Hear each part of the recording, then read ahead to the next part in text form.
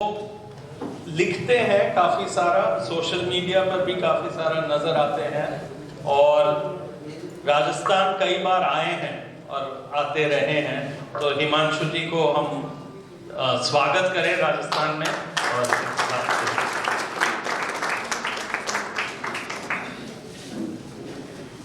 आज सुबह एक युवा साथी ने पूछा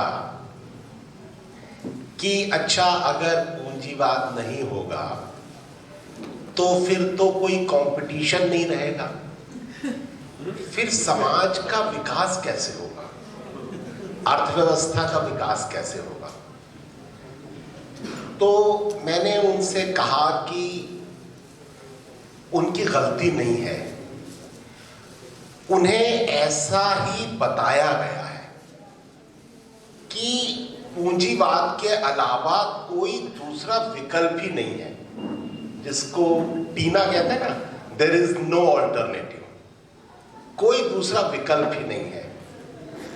और उनकी गलती इसलिए नहीं है क्योंकि उन्होंने ऐसे समाजों के बारे में जाना नहीं है, ऐसे समाजों को देखा नहीं है जो पूंजीवाद के बगैर डेवलप हुए हैं। मैंने उन्हें उदाहरण दिया कि बस्तर मुझे जाने का मौका मिला और मैं 18 साल बस्तर में रहा। खैर, उसके बाद मुझे तड़ी पार कर दिया गया और अभी करीब 100 अरेस्ट वारंट्स हैं मेरे खिलाफ वहां पर। तो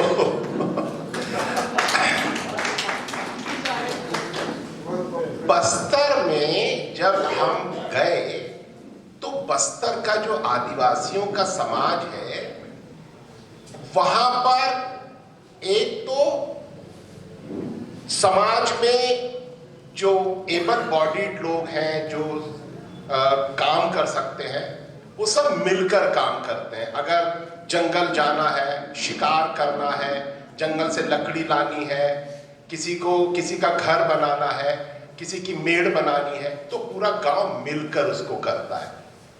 और फिर जो वहां से मिलता है, अगर जंगल गए, शिकार हुआ, तो जो मिलता है वो सबको बराबर बांटा जाता है। उस समाज में कोई उपेक्षित नहीं है, विकलांग भी हैं, बूढ़े हैं, महिलाएं हैं, प्रेग्नेंट महिलाएं हैं जो उस शिकार में या उस काम में नहीं जा सकते, उनका भी बराबर का हिस्सा होता है, उनका बराबर ख्याल रखा जाता है। तो एक कम्युनिटी सबका ख्याल रखती है और जो रिसोर्सेज हैं वो सबके हैं। हम लोग वहां रहते थे तो आम बहुत होता था, जैसे बहुत सारे फल होते थे, आम होता था, तो आम किसी भी पेड़ का कोई भी खा सकता है। कोई आम का पेड़ किसी का नहीं है, कोई उसका मालिक नहीं है, वो पूरे समुदाय का है। जिसको जितनी जरूरत है वो उतना ले रहा है, कोई लड़ाई झगड़ा नहीं है। तो पूंजीवादी व्यवस्था के बजाय समाज किस तरह से डेवलप हो सकते हैं, किस तरह से थे वो समाज पूंजीवाद से पहले, वो समझना बहुत महत्वपूर्ण है। और यही इस तरह के आयोजनों की जरूरत, महत्व को बताता है कि आज जब हमारे युवाओं को एक ही तरह का नैरेटिव दिया जा रहा है कि भाई ये तो पूंजीवाद के सिवाय तो कोई तरीका ही नहीं है आपके विकास करने का, अगर पूंजीवाद नहीं होगा तो आप लोग तो गरीब रहोगे, बैलगाड़ियों में चलोगे और घास फूस खाओगे, उस तरह का समाज बन जाएगा। पूंजीवाद के कारण ही आज आप इतने सभ्य दिख रहे हैं। ये जो गलतफहमी एक तरफा डाली जा रही है, उसको समझने की जरूरत है। और जब हम बस्तर में गए, अब आज बात हो रही थी भाषा की, मुझे ये नहीं समझ में आता कि मानक हिंदी के रूप में दिल्ली के आसपास के कुछ इलाके की खड़ी बोली को मानक हिंदी क्यों मान लिया गया। भारत में हजारों बोलियां हैं, हिंदी ही हजारों तरह से बोली जाती है। उत्तर प्रदेश में ही सैकड़ों तरह से हिंदी बोली जाती है, मानक कौन सी मानी जाएगी? तो जिनके पास सत्ता थी उन्होंने अपनी जो एक भाषा थी उसको मानक जबरदस्ती घोषित करवा दिया और फिर सारे बच्चों की किताबों में उसको मानक हिंदी के रूप में डाल दिया गया और स्कूलों के मार्फत सारे देश में जबरदस्ती एक तरह की खास बोली को स्टैंडर्ड हिंदी की तरह जबरदस्ती थोपा गया। तो हमें इसको समझना चाहिए। बस्तर में जब मैं रहा तो वहां की मैंने जो कोया माटा है, जिसको गोंडी भी कहते हैं प्रचलित रूप में, लेकिन वो अपने आप को कोया ट्राइब्स कहते हैं, तो कोया माटा उनकी भाषा, और मैंने वो सीखी। वो सीखने के बाद अच्छा, बस्तर में आज तक कोई भी अधिकारी, कोई भी शासन का प्रतिनिधि उसने आदिवासियों की भाषा में ना तो वहां पर कोई नोटिस निकलता है, ना कोई किताब है, ना बच्चों की स्कूलों में पढ़ाई जाती है। यानी आपको आदिवासियों पर राज तो करना है, उनको भारत में शामिल कर लेना है, उन भारत कह करके उनकी जमीनों को भारत के विकास के लिए छीनना है, लेकिन आदिवासियों की भाषा नहीं सीखनी है आपको, उसको हीन समझना है। और जब मैंने वहां की भाषा सीखी तो मुझे समझ में आया कि ये कितनी समृद्ध भाषा है, उसमें उनकी कहानियां हैं, उनके गीत हैं, उनका सौंदर्य है, उनका इतिहास है। और उस भाषा को सीखने के बाद मैंने वहां पता लगाया कितना ज्ञान है उनके बीच में। मैंने कहा अच्छा, वहां के जो लड़के लड़कियां थे, मैं उनसे कहता था अच्छा मुझे बताओ कि कितने तरह के मशरूम्स होते हैं। तो मैंने लिस्ट बनाई, 70-80 तरह के मशरूम्स होते हैं वहां पर, उनकी मैंने एक सूची बनाई। अच्छा, साल भर वो लोग हरी पत्तियां खाते हैं। मैंने ऐसी ऐसी पत्तों की सब्जियां खाई जिसके बारे में कभी कोई आप लोग कल्पना भी नहीं कर सकते। मैंने वो पत्तियों की सूची बनाई, साल भर उनको हरी पत्ती मिलती है। फिर मैंने कहा अच्छा, कौन से मौसम में कौन सा फूल खिलता है, तो वो फूलों की सूची बनाई कि किस महीने में कौन सा फूल खिलता है। इतना ज्ञान वहां पर है। तो स्थानीय जो भाषाएं हैं उनमें जो ज्ञान है, अगर हम उसको अनदेखा कर देंगे, और अनदेखा करने का एक बहुत बड़ा षड्यंत्र है। असल में अगर हम भारतीय समाज का विकास देखें तो हम देखेंगे कि यहां एक तरफ तो जितने भी काम करने वाले लोग थे, मेहनतकश लोग थे, उनको नीच घोषित किया गया। यह कहा गया कि जो मेहनत करता है वो नीच है। जैसे अगर कोई गाय मर जाए तो उसको खींचने वाला नीच, नीच जात। कोई गाय का चमड़ा का चप्पल बनाए वो नीच, कपड़ा बनाए नीच जात, बाल काटे नीच, कपड़ा धोने वाला नीच, जो काम करे वो नीच, और जो आराम से बैठे वो ऊंचे लोग। तो इस तरीके से कुछ जातियों ने अपने आप को श्रम से मुक्त कर लिया और वो दूसरे के श्रम पर जिंदा रहने लगे। तो जो श्रम करने वालों को नीच घोषित कर दिया, और ये भी सुनिश्चित करा कि ये श्रम करने वाले गरीब भी रहे। तो मनुस्मृति में लिख दिया कि भाई अगर शूद्र धन कमा ले तो राजा का कर्तव्य है कि वो शूद्र का धन छीन ले। तो उनको गरीब भी रखा और राजनैतिक तौर पर उनको कमजोर भी रखा कि राजनैतिक सत्ता भी इनके हाथ में न रहे। तो भारतीय समाज एक ऐसा समाज बन गया जिसमें करोड़ों श्रम करने वाले लोग थे एक तरफ, जो सामाजिक तौर पर नीच, आर्थिक तौर पर गरीब और राजनीतिक तौर पर कमजोर बना दिए गए। और दूसरी तरफ श्रम न करने वाली ऊंची सवर्ण जातियां, ब्राह्मण, क्षत्रिय और वैश्य, जिन्होंने अपने आप को ऊंचा, राजनीतिक ताकत और अमीर वो बन गए। तो भारतीय समाज ऐसा था। अब ऐसे समाज में किस तरह का साहित्य डेवलप हुआ होगा, किस तरह की चीजें डेवलप हुई होंगी।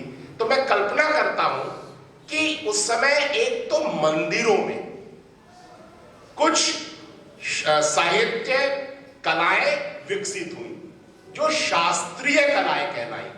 मंदिरों में और राजाओं के दरबारों में शास्त्रीय नृत्य, शास्त्रीय संगीत, व्याकरण, ज्योतिष, इस तरह की चीजें वहां विकसित हुई। और दूसरी तरफ किसानों के झोपड़े, मजदूरों की बस्तियां, कामगार, दस्तकार, इनके काम के स्थल, इनके बस्तियां, यहां क्या डेवलप हुआ? यहां लोक कलाएं विकसित हुई, लोक संगीत, लोक साहित्य, लोक गीत, ये विकसित हुए। तो ये जो सवर्ण समुदाय था उसने बहुत ही होशियारी के साथ खुद को मुख्य धारा घोषित किया और कहा हम समाज की मुख्य धारा है।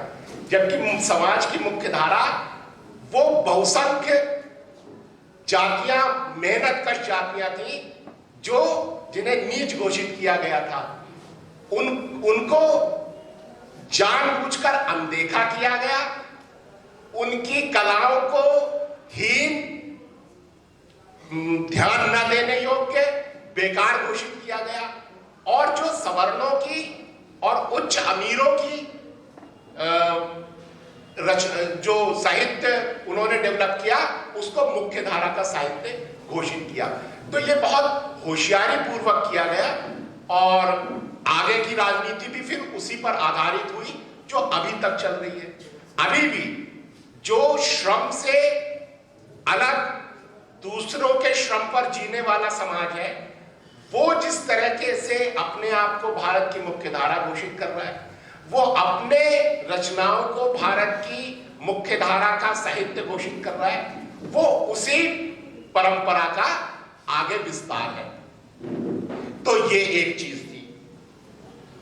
दूसरा जो मुझे कहना है कि मैं छत्तीसगढ़ से आता हूं और इस समय आप जानते हैं कि हमारी सबसे ज्यादा सिक्योरिटी फोर्सेस, पैरामिलिट्री फोर्सेस कहां पर है? इस समय हमारी सबसे ज्यादा पैरामिलिट्री फोर्सेस आदिवासी इलाकों में है।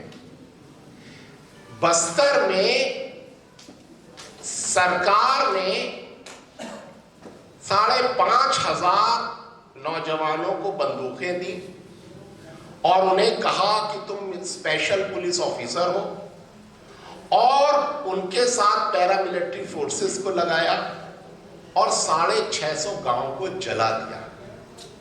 650 घर नहीं, 650 गांव। और आजादी का क्या मकसद था, क्या वादा था कि हम गांव का विकास करेंगे, गरीब का सबसे पहले ख्याल रखा जाएगा। और हम कहां पहुंच गए कि हमारी सरकार हमारे गांवों को जला रही है।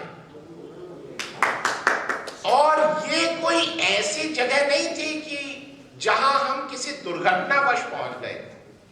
ये वो रास्ता था जो यहां तक पहुंचता ही था। हमने वो रास्ता चुना था। क्या रास्ता था वो? जब आजादी आ रही थी तो गांधी ने कहा कि अंग्रेजी विकास का मॉडल शैतानी मॉडल है, और अगर भारत अंग्रेजी विकास का मॉडल चुनेगा तो भारत बर्बाद हो जाएगा। मैं अपने साम्यवादी दोस्तों से चाहता हूं कि वो गांधी को जरूर पढ़ें एक दफा, मार्क्स के साथ साथ। गांधी ने कहा कि भारत अगर अंग्रेजी विकास का मॉडल चुनेगा तो वो बर्बाद हो जाएगा। क्यों? क्योंकि अंग्रेजी विकास का मॉडल कहता है कि विकसित वही है जिसके पास ज्यादा है। अगर आपके पास कम है तो आप पिछड़े हुए हैं। अगर आपके पास ज्यादा मकान है तो आप विकसित हैं। आपके पास एक छोटी सी झोंपड़ी है, आप पिछड़े हुए हैं। आपके पास ज्यादा पैसा है, आप विकसित हैं। आपके पास काम चलाऊ है, आप पिछड़े हुए हैं। गांधी ने कहा प्रकृति ने सबको बराबर दिया है। आपके पास ज्यादा तभी हो सकता है जब आप दूसरे के हिस्से का ले लें, और आप जब दूसरे के हिस्से का लेंगे तो वो देगा नहीं, तो आप छीनेंगे। और छीन आप तभी सकते हैं जब आपके पास ताकत होगी। तो ये विकास के मॉडल में विकास उसी का हो सकता है जिसके पास ताकत है। ये विकास का मॉडल ताकतवर के पक्ष में काम करता है। इस विकास के मॉडल में कमजोर का विकास नहीं हो सकता। गांधी ने कहा अंग्रेजों के लिए कहा जाता है कि अंग्रेजी राज में कभी सूरज नहीं डूबता, लेकिन एक अंग्रेज ने यह भी कहा था कि यह भी सच है कि अंग्रेजी राज में कभी खून नहीं सूखता। अंग्रेज अपने विकास के मॉडल को बरकरार रखने के लिए सारी दुनिया में युद्ध करते थे। उनके पास सबसे बड़ा समुद्री बेड़ा था, सबसे बड़ी सेना थी, और वो सारी दुनिया में कच्चे माल और बाजार के लिए हमले करते थे। गांधी ने कहा अगर भारत अंग्रेजी विकास के मॉडल को अपनाएगा तो भारत किस पर हमला करेगा। गांधी ने कहा लिख कर रख लो, एक दिन तुम अपने गांव पर हमला करोगे। और ये जो मैंने अभी अभी बताया कि बस्तर में 650 गांव जला दिए, ये वही हमला है। आज सबसे ज्यादा फोर्सेस आदिवासी इलाकों में भेज दी गई हैं। क्यों? आदिवासियों की रक्षा करने के लिए नहीं, वो वहां भेजी गई हैं संसाधनों पर कब्जा करने के लिए। किसके लिए? इस देश के गरीबों के विकास के लिए नहीं, चंद मुट्ठी भर अमीरों की तिजोरी भरने के लिए, जंगलों, पहाड़ों, खदानों पर कब्जा करने के लिए। और इन चंद मुट्ठी भर अमीर पूंजीपतियों की सेवा करने वाले अर्बन एलीट एडुकेटेड क्लास की तरफ से, यानी एक देश में एक ताकतवर आबादी ने कमजोर आबादी के खिलाफ अपनी सेनाएं भेज दी है। आप समझ रहे हैं? देश में ताकतवर आबादी के एक टुकड़े ने कमजोर आबादी के खिलाफ अपनी सेनाएं भेज दी हैं। इसे भारत का छिपा हुआ युद्ध कहा जाता है, हिडन वॉर ऑफ इंडिया। और अगर किसी देश में आबादी का एक हिस्सा दूसरी आबादी के खिलाफ सेना इस्तेमाल कर रहा हो, उसे गृह युद्ध नहीं कहेंगे। भारत एक गृह युद्ध में है। भारत में सेनाएं इस्तेमाल की जा रही हैं आबादी के एक हिस्से के द्वारा दूसरे हिस्से के खिलाफ, और ये युद्ध फैल रहा है। ये सिकुड़ नहीं रहा है, ये खत्म नहीं हो रहा है, ये फैल रहा है। भारत की मुट्ठी भर ताकतवर आबादी भारत की बहुसंख्य आबादी के विरुद्ध युद्ध में है। इस युद्ध का पता आपको जयपुर लिटरेरी फेस्टिवल में नहीं बताया जाएगा, वहां दूसरी बातें होंगी, वहां गुलाबी पर्दा खींच दिया जाएगा, वहां बताया जाएगा, युवकों को बताया जाएगा कि भाई समस्या आपको चर्चा करनी है, आप ये समस्या करें कि शाहरुख खान का अगला अफेयर किससे होगा, या ऐश्वर्या राय को करवा चौथ का चांद दिखाई देगा या नहीं। इन चीजों पर चर्चा करिए। तो देश में जो रियल इश्यूज हैं उनके ऊपर, वहां जो साहित्य रचा जा रहा है उनके ऊपर ये चर्चा बहुत जरूरी है नौजवानों के बीच में, तभी समाज का कोई भविष्य है। वरना जो समाज से कटा हुआ साहित्य है उसको तो हम साहित्य मानते ही नहीं है। धन्यवाद।